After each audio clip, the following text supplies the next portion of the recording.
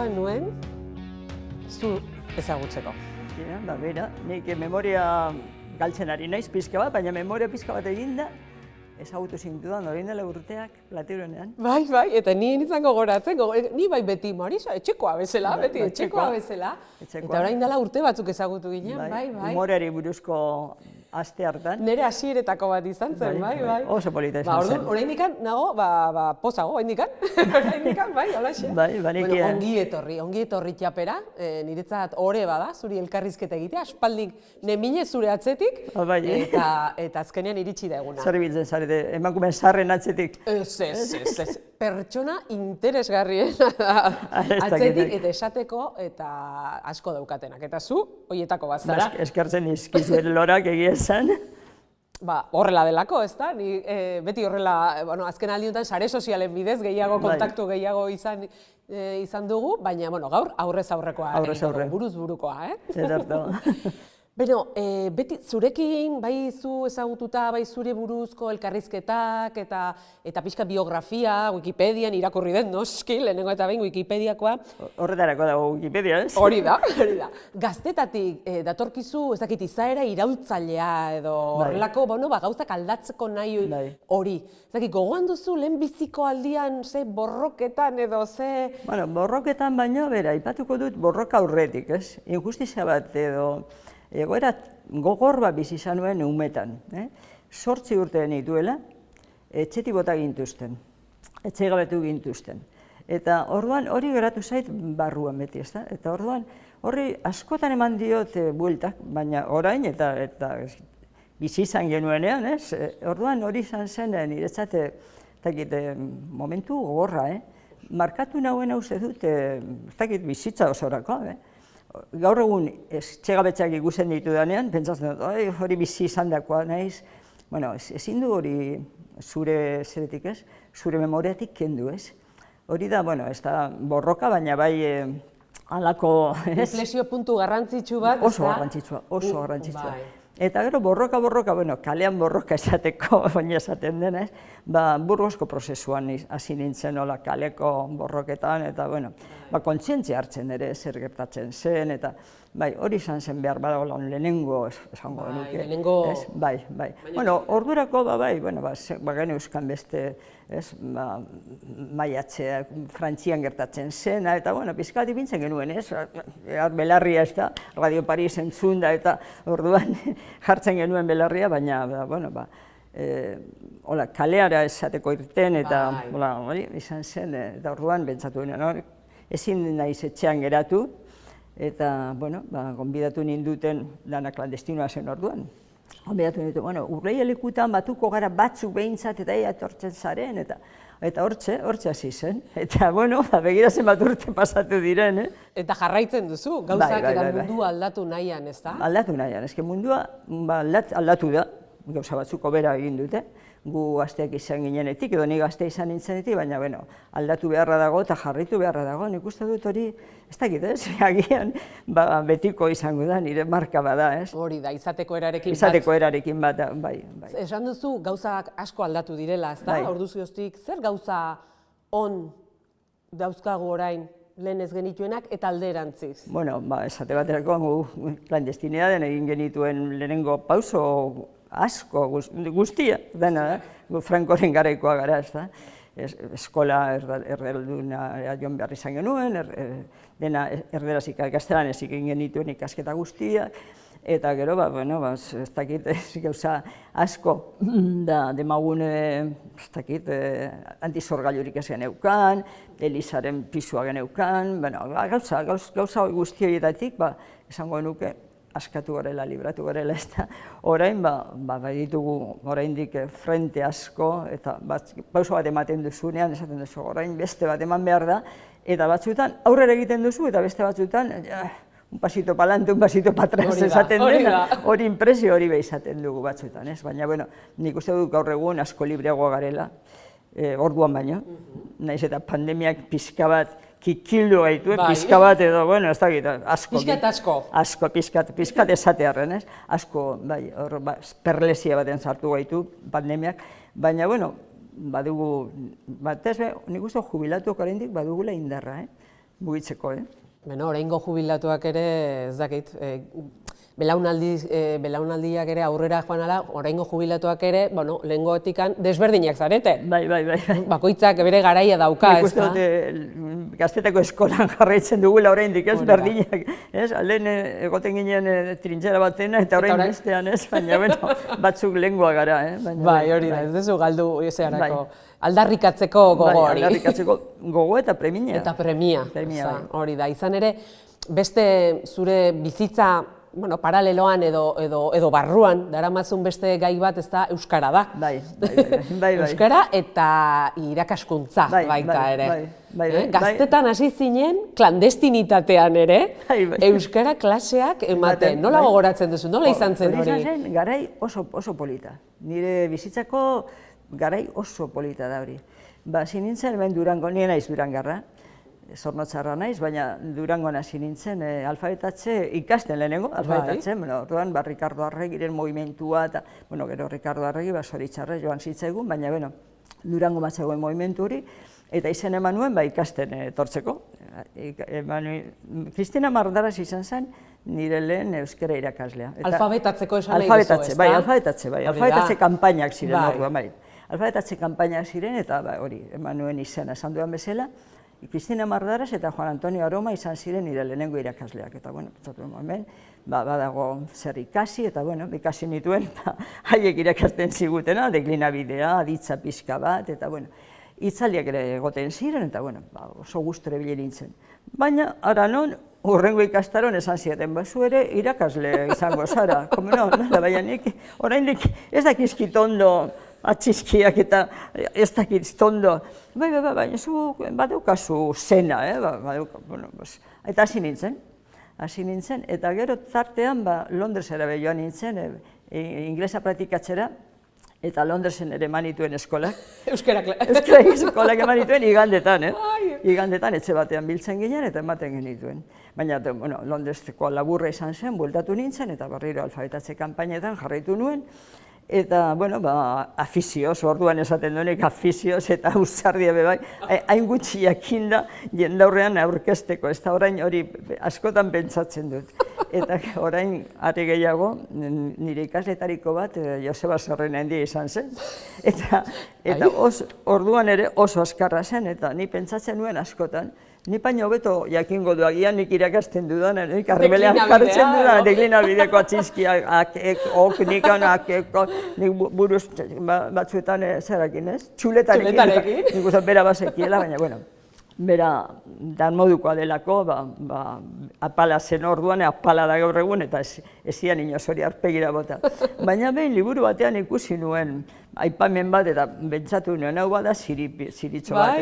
Baina, lerro artekoa, ez da? Baina, esan duan bezala gara hori izan zen oso intensua, oso polita izan zen, oso polita. Guk ikasleekin txangoak erantolatzen genituen, oporrak ere. Familia edo kuadrilla da. Bai, gure klaseak ez ziren amaitzen jesuitetako ikastetxe hartan. Gure klaseak gero jarraitzen zuten Goien kalean ardotxoren bat hartzen genuen, eta gero asteburuak edo oporrak ere egiten genituen ikasleekin, baina ondo pasatzen genuen, esan sakrifizio bat, ez da? Aisialdiarekin lotzen zen eta azkenean dana lagun. Deklinabidea eta aditza ez genekien oso ondo, baina hitz egiten genuen haiekin, eta bai. Mintza praktika asko egiten zenuten baita, Praktika asko eta giro oso honean, bai. Eta gero pixka bat aprobetxatzen genuen Euskal Herria buruz hitz egiteko, Nafarro ezagutzeko, holako gauza. Irrifarra egiten dezu oraindik gogoratzea. Oso polita zen, ez dakit, nire bizitzako, ez dakit, garai polita izan zen.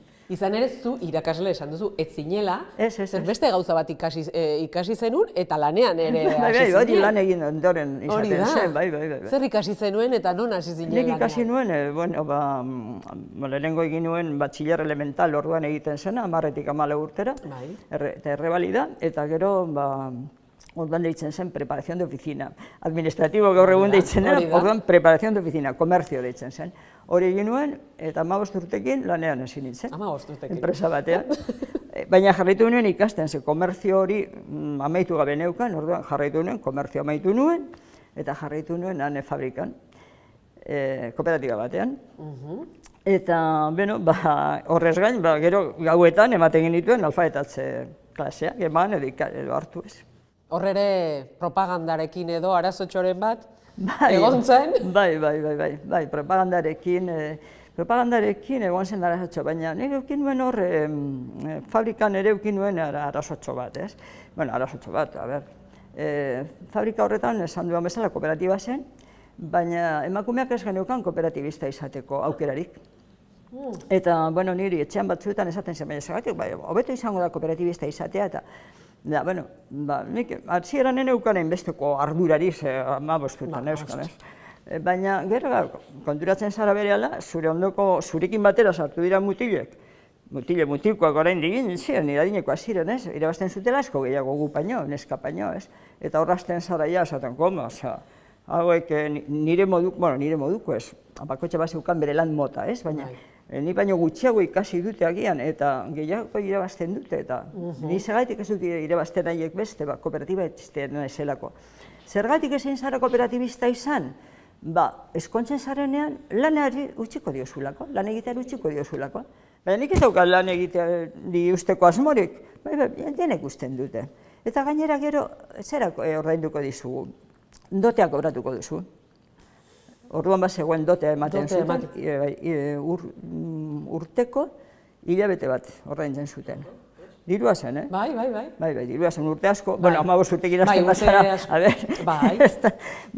eta dirua zen, baina nik esetz, eta, bueno, hori izan zen. Hor, dagoeneko hasi zinen, kristalezko sabaiataz konturatzen, 15 urtekin. Konturatzen, azten zara, 15, eta, bueno, hor, ja, konturatzen zara zurekin daudene, gainera ez dala esatea, bueno, lan egiten dutenak, zure ondoan egiten dutenak, ez? Gehiago kobratzen dutela, bueno, eta kooperatibista direla, ez? Beraz, ja, genero kezka bat sortzen da hortik, eta euskara klasetik arazo politikoak. Bai, euskara klasetan esan behar da, hor, gu jesuitetan ematen genituen eskolak, hemen jesuitak esan behar da oso ondo portatu zirela gurekin, usten zizkigutela gelak, haien eskolak amaitzen zirenean, guk antzen ematen genituen gau eskola zen, ez gau eskola edo alfabetatzea. Eta gelako atea, gelako giltza geneukan ez, aprobetsatzen genuen batzuetan bilera politikoak egiteko hori bezan behar da, eta orain ja esan daiteke. Ez dut uste orain kartzelara emango gaituztenik horregatik, aprobetsatzen genuen, hori pixka bat sartu ginen politikan sartu nintzen, eta gero propaganda, politikan apurua sartzen, bueno, politika edo herrigintzan, sartzen bazara, azkenean propaganda zabaldu behar da. Eta, neuzkan, hori izan zen 75ean, berandutxoago ez da, 75 izan zen Euskal Herrian urte itzela izan zen. Gero, Franco hil zen, zorionez edo hil zen, baina 75 izan zen izugarria, ez? Apirilaren 26an, bueno, salbuespen egoeran sartu ginen Bizkaia eta Gipuzkoa. Ez da gizen bakarrena zen, askotan sartu ginen, baina, apirilaren 26an. Eta hori amaitzen zen, 3 hilabeterakoa zen, uztailean amaitzen zen, eta nik tarte horretan atxilotu ninduten. Tarte horretan atxilotu ninduten, hainbeste pertsona atxilotu zituzten bezala. Orduan izan zen, egoera horretan, salbuespen egoera horrek ematen zien aukera, naiz eta zuk eserrez izan, kartzelara eramateko eserrekiz izan, atxilotuta egoteko edo izateko aukera ematen zien, ez? Eta atxilotu ninduten garai horretan, eta, bueno, alfabetatze eskolatik etxera, alfabetatze klase eman, baserrira heldu, eta argitasun ikaragarria. Jip bat atoz atzetik, ez da gini pentsatu nuen, ze beti beldur horrekin bizi ginen. Beldur horrekin bizi ginen orduan, etxera sartu nintzen eta amari esan nion, uste du Guardia Zibila direla. Eta ama Eva Foresten liburu bat irakurtzen. Eta orduan gorde zuen kortan, gorde zuen. Bueno, badezpadan. Eta nik baneukan, hori baino pekatu handiago, ezta? Baneukan, fotokopiak ateratzeko zer bat. Makina. Makina, multikopiadora, doietako bai. Multikopiadorarako, ez dakit nola ditzen, rollo, bueno, bai, hori neukan eta orduan, harineketan joan nintzen, apurtu eta komunetik botatzeko tarte egin izan nuen zorionez, eta orduan, atxilotu nindutenean, torturatu ninduten, baina libre irten nintzen, aurkitu zizkiaten, hainbate gauza, hainbate informazioa, baina 3 ale behar ziren, propaganda izateko, edo konsideratua izateko. Eta enuetuen 3 ale berdinik izan, ale ezberdinak bai, baina orduan. Baina barruan egon nintzen denboran, salbuespen egoeran geundenez, behin eta berriz azera. Jakingo duzu, 25 artez, baldintz, egoera honetan gaudela, orduan hemen egongo zara, berak esaten zidan, Manuel Hidalgo kapitaina izan zen nire torturatzaileetako bat, eta torturatzaileen burua esango genuke, eta behin eta berriz esaten zidan. 25 arte hemen egongo zara, ni pentsatzen zer. Egunero torturatzen banauten ezingo duten. Ez nahiz aurrera aterako, baina bai. Atera zinen, baina ez da aztutzen, edo aztu ezin da. Ezin da aztu. Esaten dutenean, edo irakurtzen duzunean, torturatuak inoiz ez du azten, ez du azten. Ezin da. Nik adibidez, oraindik, pelikula batean edo filme batean ikusten badute alako, torturak edo alako, zerbait, ezin dut ikusi. Ezin duzu burutik kendu. Irakurtzean ere, irakurtzen duzunean ere beste batek jasandako tortura, eta batzuk tortura nik jasandakoa, baina asko gorragoa dira, ez da, baina ezin dut, entzuten tortura hitza, izugarria da. Baina irakaskuntzan gero, ez da, bukatu zenun kooperatibatik eta hortik atera, eta irakaskuntzaren mundura joan zinen, ikastola, abe, horre ez da, zer ematen dizu irakaskuntza? Bueno, ni txikitatik maistra izan nahi nuen. Oso argi zen nuen. Bai. Zu zer izan gurezu, ez da? Txikitan. Ni maistri, Ni maistri beti. Baina gero ez enuen izan maistra ikasteko aukerarik. 15 urte horietan, horien nituenean lanera joan behar izan nuen, etxean ez egoelako mediorik ez. Orduan, baina ni maistra izan nuen, maistrie txikitatik, umetatik. Eta orduan, ikasten elkartekoa proposatu zidatenean, oso pozik egon nintzen, esan, behintzat, irakaskuntza mundura noa, ez da? Zeren Bizkaiko ikastolen idazkari nagusia izan zinean, edo koordinatzailea. Ez zela administratibo, baizik eta... idazkaria, hori da. Eta orduan hor 5 urtez lan egin nuen. Eta, zelan bait, irakaskuntzara urbildu nintzen, baina nintzen orain maistri, maistra nintzen, baina urbildu nintzen. Eta hor bere oso gustura lan egin nuen. Orduan esaten genuen, ikastola pribatuak dira, baina bokazio publikoa daukate. Eta ni, horrekin, posik eta borrokan, eta gainera hor egiten nuen lana izaten zan batez ere, diru laguntzak eta kudeatzen dituen, Madrilera joaten nintzen, Banco de Crédito a la Construcción zegoen orduan, Madrilen, horren begongo da suposatzen dut, eta orduan handik nire lanetariko bat izaten zen, eraikiko zituzten ikastolentzat diru hori ekartzea, kredito horiek ekartzea edo diru horiek ekartzea.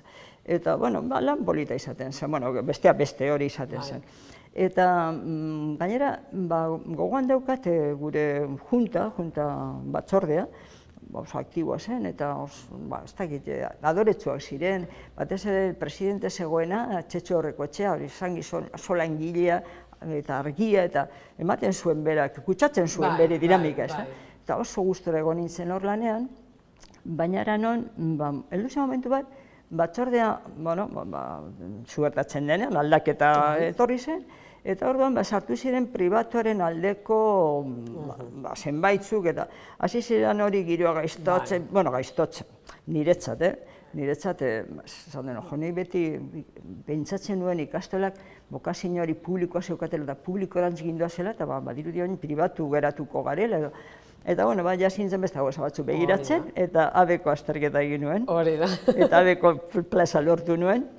Bai, Arrasaten egin nuen, lehenengo denbora bat, Arrasateneko euskaltegian. Eta maistra bihurtu zinen? Ez, oraindik ez. Bueno, maistrazok deitu diozu, euskara irakasle. Euskara irakaslean nintzen. Ados. Ados. Oleño nintzen maistra, baina baneukan hori, esan dudana, komertzioko titulu hori, eta horrekin basartu nintzen. Baina ni, maistra. Ni neure buruan, korok. Eta ikaso elkartean nengoen bitartean, antolatu genituen ikastaro batzuk maistra izan nahi zuten entzat, eta ikastoletan lanean zeuden entzat. Baina ni, nengoen eskola ematen, nuen aukerarik izan. Baina alako batean, azken aukera zela maistra egiteko, maistra titularako. Eta jaben nengoela, eta esan, hauxe. Eta egin nuen. Azkenean, maistra bihurtu zinean. Maistra titulo da guzti, bueno, bai. Bueno, maistra, niri irakaskuntza gustatzen zait titularena, ondo dator, ze azkenean behar zelako, eta gainera Jaurlaritzako langilea ginelako. Hori da. Horren, maistra, egin ginenerako zela, papelak, azkenengo papelak, aurkeztu behar izan genituen erako funtzionari izateko, ja baneukan nire maistra papela. Bazeneukan, hori da. Bueno, bai. Baina, eta zuretzat zer eduki behar du irakasle edo maistra hon batek? Maistra hon batek, lehenengo eduki behar du maistra esateko gogoa. Lehen bokazina ditzen da. Orain ez da bokazina hitza erabiltzen, baina nik jarraitzen dut esaten, deitu bokazina, deitu gogoa, deitu nahi duzuna, baina behar duzu. Gaur egunean, ikusten duenik, nire lanean egin dudan urteetan ikusi ditut ez, beste lanbideetan lortu ez dituzten asko, etorri dira irakaskuntzara. Edo beste titulazio bat lortzeko nota ez duten asko, magisteritzara. Eta orduan hor badago, gustatzen ez aion jente asko, orduan gustoko izatea, profesio hori gustatzea, ez? Horrek erakartzea, hori da, nik ustez, garrantzitsua. Eta gero, prestakuntza. Eta erronka, gaur egungo erronka, zure ustez zein da? Gaur egungo erronka?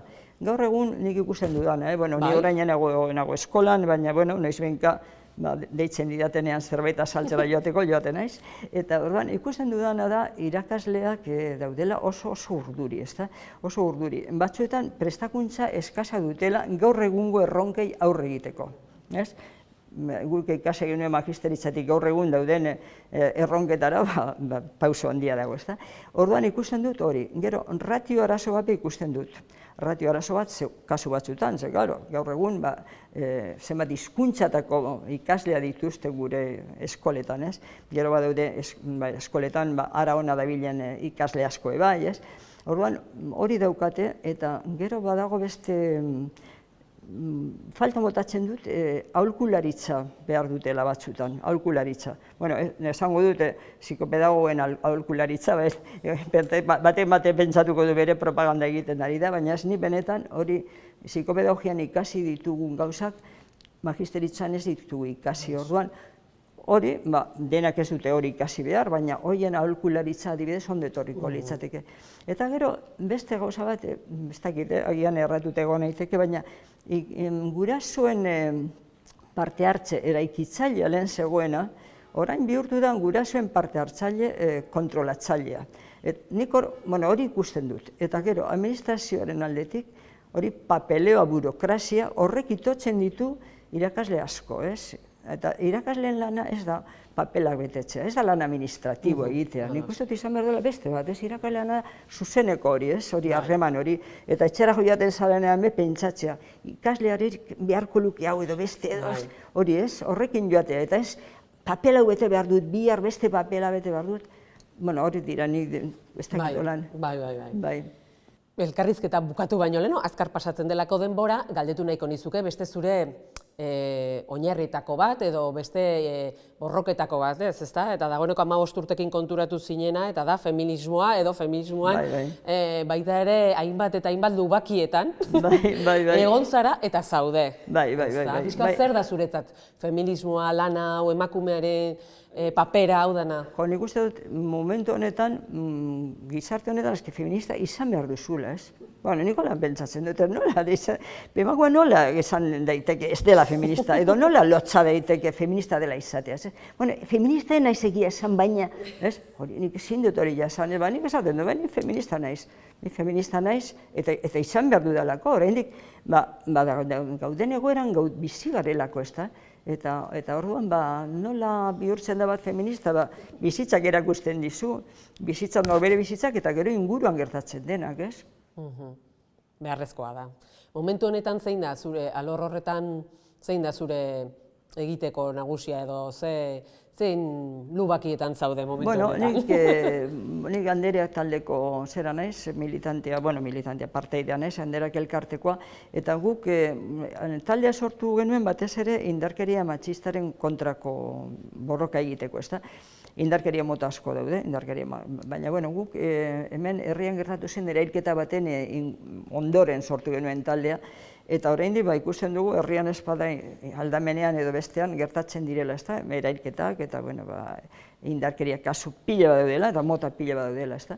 Hori da, ez dakit, egin beharreko gai bat, hortik ezin dugu nik uste, nik ezin du behintzat hortik alde egin, ez da, eta indarkeriarena hortxe dago dinodan moduan, eta gero badago beste gai bat, asko kezkatzen hauena, zaintza.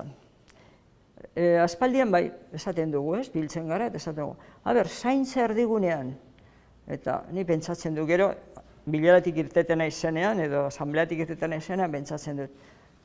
Zaintza erdigunean zer da? Bileran bezan dut, ez? Zaintza erdigunean zer da? Teoriatik praktikara basatzea, ez da? Programa bat egin barko dugu, zaintza zer da? Azkenean, zaintza erdigunean esaten dugu, eta, geratzen gara, baina gero, zaintza nor arduratzen da eumez, euneko 50-an esan nahi dut, nor arduratzen da nagusi ez. Azkenean, motxila hori batez ere emakumea daramagu. Eta orain, pandemia garaian ganera hori argi eta garbi geratu da, baina orain argi eta garbi geratu da hor egon delako, orain hori ikusi eginda argi. Nor geratu da etxean, nor geratzen da etxean umeak gaixorik daudenean, nor joaten da ambulatorira umeekin, nor joaten da ospitalera nagusiak zaintzera. Orduan, hor ikusten dut feminismoak hor egin behar duela lan oraindik sakonago. Gauza bat egin du garrantzitsua. Esan du erdigunean jarri behar dela. Hori pauso garrantzitsua izan da, ze orain arte ez genuen hori esan. Beste gauzetan ibili garelako. Beste gauzetan ibili gara feministak, eta orain arte ez dugu hori esan. Eta orain ja, esaten ari gara, eta hori zehaztu beharko da. Denbora bukatzen nahi zaigu, azkar pasatzen da gustora gaudenean, horrela izaten da. Galdetu nahiko nizuke, betetzeko ze amets geratzen zaio Marisa Barrenari? Ametsak asko ditu, eta ni ameslaria naiz, ameslari oitzela naiz, ez? Eta, nik ametsa egiten dut askotan egunero, sarri bentsat egiten dut, Euskal Herri Euskaldun libre bat, parikide bat, eta, pentsatzen dut askotan hori ez duela ikusiko, baina, ametsa egiten jarraitzen dut, eta bideo horretan borrokan jarraitzen dut. Euskal Herri wikilari bat baita ere? Ez,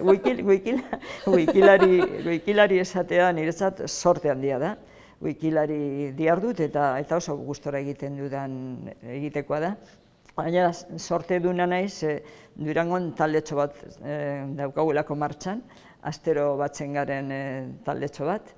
Eta, astero batzen gara, ez danok, baina, bakoitzak bere martxan, bere gustoan, batzuk sortu egiten ditugu, beste batzuk itzuli, beste batzuk argazkiak jarri, eta, lana ez egiteko polita da, eta, ez dakit bizirik mantentzeko garra ematen du, ezta? Eta uste dut, gainera, Wikipedian egiten dugun, jartzen dugun aletxoa garrantzitsua dela, ez? Guk batez be irakaslea gara hemen gauden gehienok, Durangoko taldeko wikilariak, irakasle hoiak edo irakaslea gara, eta orduan zergatik daukagu interes hori edo zergatik ikusten dugu behar izan hori, eskolan egon garen denporan edo ikaskuntzan egon garen denporan erreferenterik eza bizi izan dugulako testuetan, liburuetan, informazioetan, hori bizi izan dugunez, esaten, hori ikusi dugu, orain jar dezagun gure aletxoa, ez?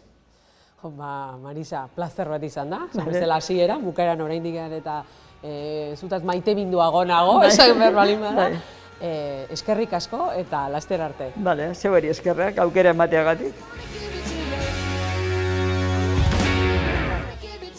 Gaurkotasuneko gaiak poltsikoan. Aldizkaria ostiralero doan eskuko telefonoan eta tabletan. Deskargatu aplikazioa. Egin txap. Irakurri, ukitu, ikusi, entzun.